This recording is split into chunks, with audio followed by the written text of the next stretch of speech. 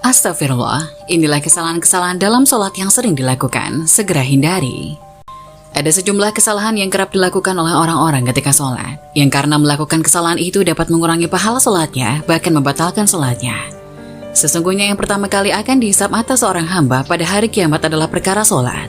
Jika sholatnya baik, maka baik pula seluruh amalan ibadah lainnya. Kemudian semua amalannya akan dihitung atas hal itu. Hadis riwayat An-Nasa'i, nomor 463.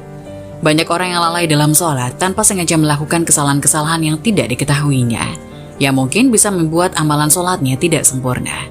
Kita akan paparkan kesalahan yang sering terjadi dalam sholat. Pertama, menunda-nunda sholat dari waktu yang telah ditetapkan. Hal ini merupakan pelanggaran berdasarkan firman Allah. Sesungguhnya sholat suatu kewajiban yang telah ditetapkan waktunya bagi orang-orang beriman.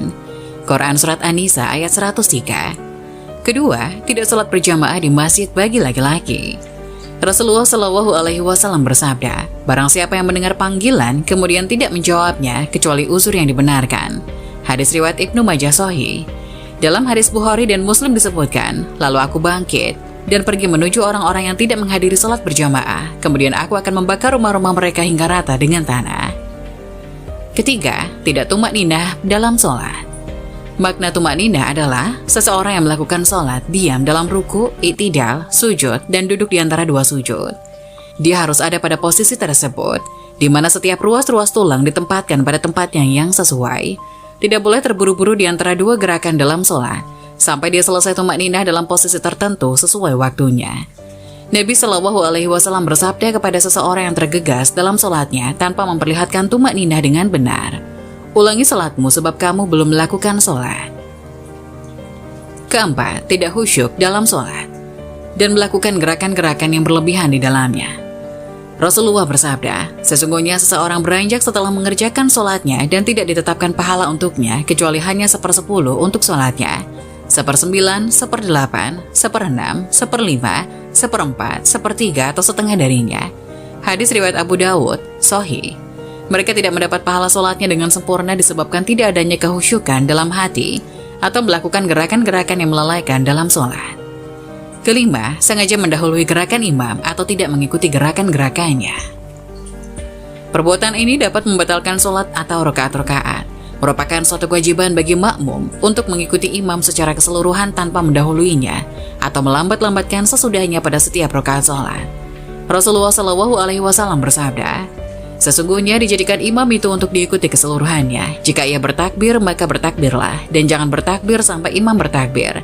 Dan jika dia ruku, maka rukuklah, dan jangan ruku sampai imam ruku.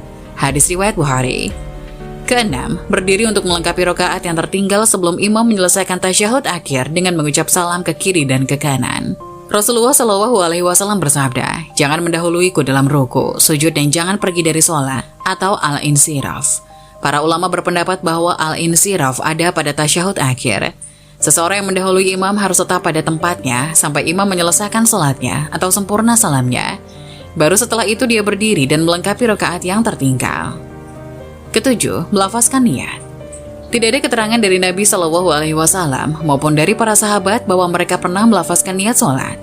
Ibnul Qayyim telah menyatakan dalam Zadul Ma'ad, ketika Nabi Shallallahu Alaihi Wasallam berdiri untuk sholat, beliau mengucapkan Allahu Akbar dan tidak berkata apapun selain itu. Beliau juga tidak melafalkan niatnya dengan keras. Kedelapan, membaca Al-Quran dalam ruku atau selama sujud.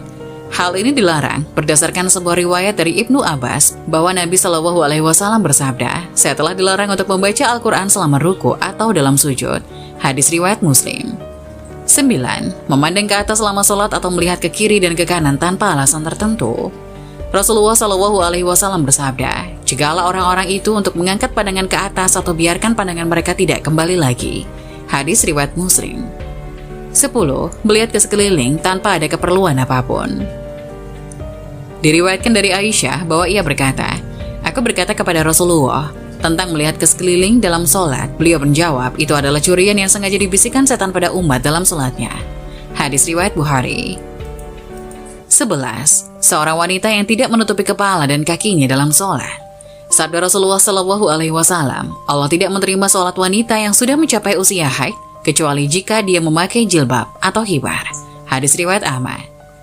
12. Berjalan di depan orang yang sholat, baik orang yang dilewati di hadapannya itu sebagai imam, maupun sedang sholat sendirian dan melangkah atau melewati di antara orang selama khutbah sholat masjid.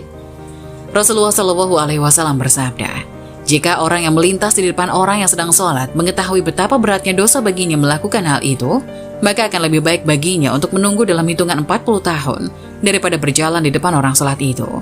Hadis riwayat Bukhari dan Muslim. Adapun lewat di antara saf orang yang sedang sholat berjamaah, maka hal itu diperbolehkan menurut jumhur.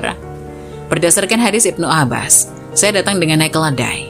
Sedang saya pada waktu itu mendekati balik. Rasulullah SAW sedang sholat bersama orang-orang Mina menghadap ke dinding. Maka saya lewat di depan sebagian saf, lalu turun dan saya biarkan keledai saya. Maka saya masuk ke dalam saf dan tidak ada seorang pun yang mengingkari perbuatan saya. Hadis riwayat Al-Jamaah. Ibnu Abdul Bar berkata, hadis Ibnu Abbas ini menjadi pengkhususan dari hadis Abu Sa'id yang berbunyi, jika salah seorang dari kalian sholat, jangan biarkan seorang pun lewat di depannya. Fathul Bari 572. Ketiga, tidak mengikuti imam pada posisi yang sama ketika datang terlambat, baik ketika imam sedang duduk atau sujud. Sikap yang dibenarkan bagi seseorang yang memasuki masjid adalah segera mengikuti imam pada posisi, bagaimanapun, baik dia sedang sujud atau yang lainnya. 14. Seseorang bermain dengan pakaian atau jam atau yang lainnya. Hal ini mengurangi kehusyukan. Rasulullah melarang mengusap kerikil selama sholat, karena dapat merusak kehusyukan. Beliau bersabda, jika salah seorang dari kalian sedang sholat, cegahlah ia untuk tidak menghapus kerikil, sehingga ampunan datang padanya. Hadis Sahih riwayat Ahmad. 15. Menutup mata tanpa alasan. Hal ini makruh sebagaimana yang dikatakan oleh Ibnul Qayyim Al-Jauziyah. Menutup mata bukan dari sunnah Rasul. Yang terbaik adalah jika membuka mata tidak merusak kehusyukan sholat, maka lebih baik melakukannya. Namun jika hiasan, ornamen, dan sebagainya di sekitar orang yang sholat atau antara dirinya dengan kiblat mengganggu konsentrasinya, maka diperbolehkan menutup mata. Namun demikian, pernyataan untuk melakukan hal itu dianjurkan atau mustahab pada kasus ini. Wallahu a'lam. 16. Makan atau minum atau tertawa.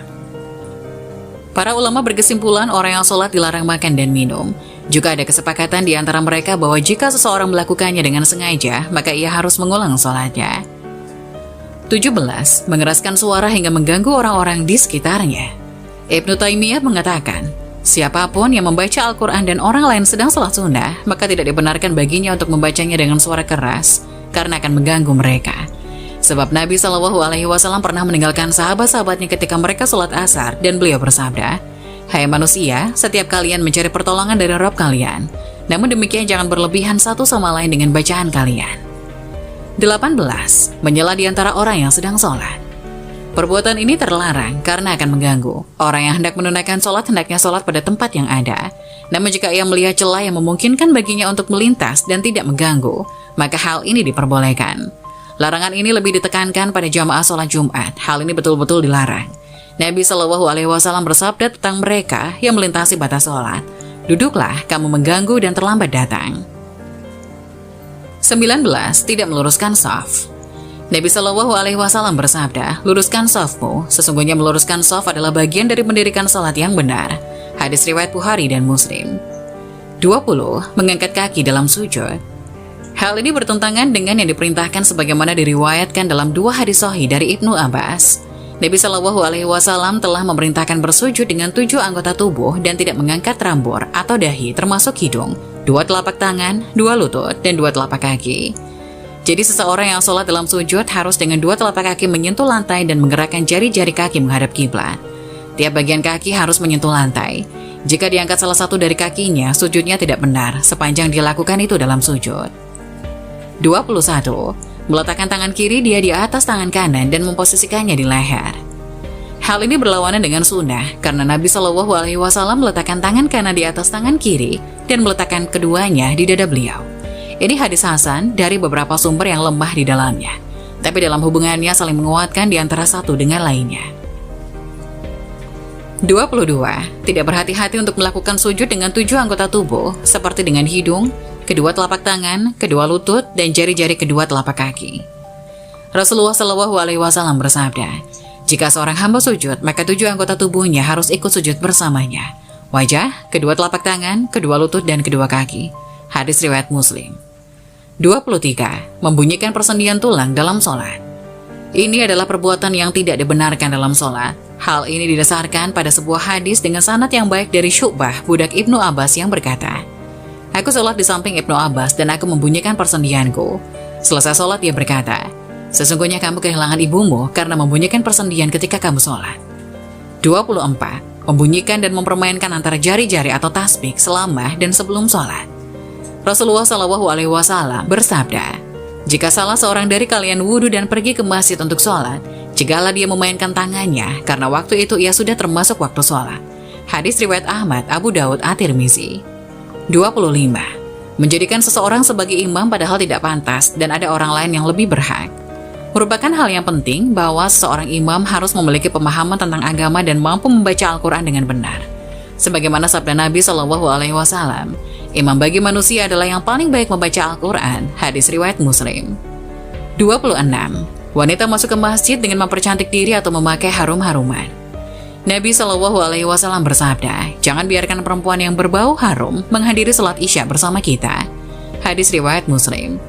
27. Sholat dengan pakaian yang bergambar, apalagi gambar makhluk bernyawa. Termasuk pakaian yang terdapat tulisan atau sesuatu yang bisa merusak konsentrasi orang yang sholat di belakangnya. 28. Sholat dengan sarung, gamis, dan celana musbil, melebihi mata kaki. Banyak hadis Rasulullah SAW yang menyebutkan larangan berbuat isbal. Di antaranya, Rasulullah SAW bersabda, "Sesungguhnya Allah tidak menerima sholat seorang lelaki yang memakai sarung dengan cara musbil." Hadis riwayat Abu Daud. Rasulullah SAW juga bersabda, "Allah tidak akan melihat sholat seseorang yang mengeluarkan sarungnya sampai ke bawah dengan perasaan sombong." Sahih Ibnu Huzaimah. Rasulullah SAW bersabda, "Sarung yang melebihi kedua mata kaki, maka pelakunya di dalam neraka." Hadis riwayat Bukhari, nomor 5887. 29. Sholat di atas pemakaman atau menghadapnya. Rasulullah SAW bersabda, "Jangan kalian menjadikan kuburan sebagai masjid, karena sesungguhnya aku telah melarang kalian melakukan hal itu." Hadis riwayat Muslim, nomor 532. 30. Sholat tidak menghadap ke arah sutra atau pembatas.